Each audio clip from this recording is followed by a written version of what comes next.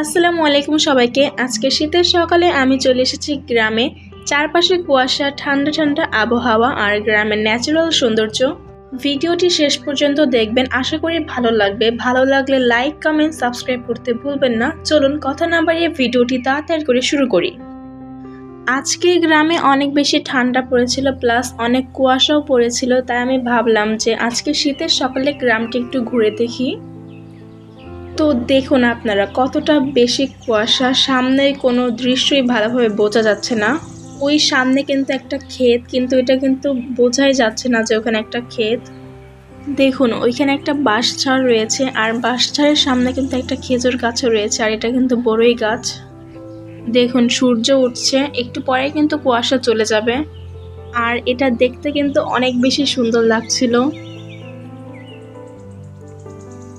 এবার আমি ওই দিকে যাব, ওই দিকে কিন্তু একটু বেশি কুয়াশা। এখানে আমি ভিডিও করছিলাম আর আমার প্রচুর পরিমাণে শীত লাগছিল। আজকে সকালে আম্মু আমাকে ডেকেছিল যে দেখো বাইরে কত বেশি কুয়াশা পড়েছে, আর আমি কুয়াশার কথা শুনে লাফ দিয়ে ঘুম থেকে উঠে পড়েছিলাম।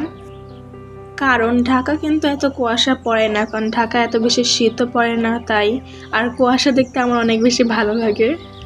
এখন আমি ওই পুকুর পাড়ে যাব, আর আপনারা দেখতেই পাচ্ছেন যে মানুষও হাঁটাচলা করছিল এখান দিয়ে। আর দেখুন এটা কিন্তু একটা পুকুর, অনেক বড়ই কিন্তু এই পুকুরটা, কিন্তু কিচ্ছুই কিন্তু দেখা যাচ্ছে না কুয়াশার জন্য। এটা হচ্ছে দুই সাইডে দুইটা পুকুর, এই সাইডে একটা পুকুর, ওই সাইডে একটা পুকুর, আর মাঝখানে হচ্ছে একটা রাস্তা আছে। কিছুই কিন্তু দেখা যাচ্ছে না, একদম পুরো কুয়াশায় ঢেকে রয়েছে। এই পুকুরে কিন্তু আমি ছোটবেলায় এসেছিলাম পা ধোয়ার জন্য। যখন আমি পা ধুতে নিয়েছিলাম তখন কে যেন হঠাৎ করে আমার পা পানির মধ্যে টেনে নিয়ে গিয়েছিল। আর আমি কিন্তু সাঁতারও জানতাম না। অনেক কষ্টের পর আমি বেঁচে ফিরেছি, আল্লাহ আমাকে বাঁচিয়েছিল বলে। এই পুকুরে আমি একবার না, দুইবার না, তিনবার পানিতে পড়ে গিয়েছিলাম। দেখুন গাইস এখানে কতটা বেশি কুয়াশা। ক্যামেরায় দেখা যাচ্ছে কিনা আমি জানি না, মনে হচ্ছে যে কালো ধোঁয়া উপরে উঠছে এরকম। আর সামনে কিন্তু আমি যাইনি, কারণ আমার ভয় করছিল যে কিছুই দেখা যাচ্ছিল না, সামনে হয়তো কি আছে আমি জানি না। এরই মধ্যে হচ্ছে একটা কালো ছায়ার মতো আমি দেখতে পাই। দেখুন আপনাদেরকে আমি জুম করে দেখাচ্ছি, মনে হচ্ছে যে আমাদের দিকেই আসছে। আমি এটা প্রথমে ভূত বা জিন এগুলো ভেবেছিলাম, পরে কিছুক্ষণ পর যখন আরেকটু সামনে আসলো তখন দেখি যেটা একটা মানুষ। মানে কি আর বলবো, শুধু শুধু আমি ভয় পেয়েছি। দেখুন এই সেই মানুষ যার জন্য আমি ভয় পেয়েছিলাম।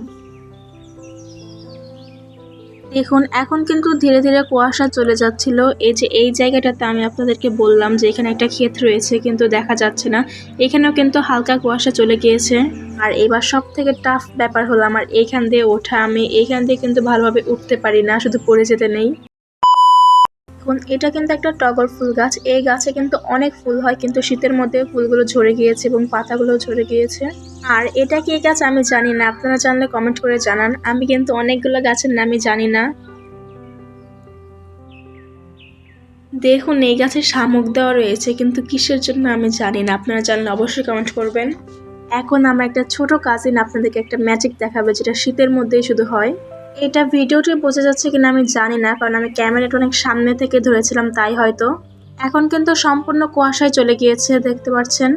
আমার কাজিন আপনাদেরকে কিছু বলতে চাই। সবাই বেশি বেশি করে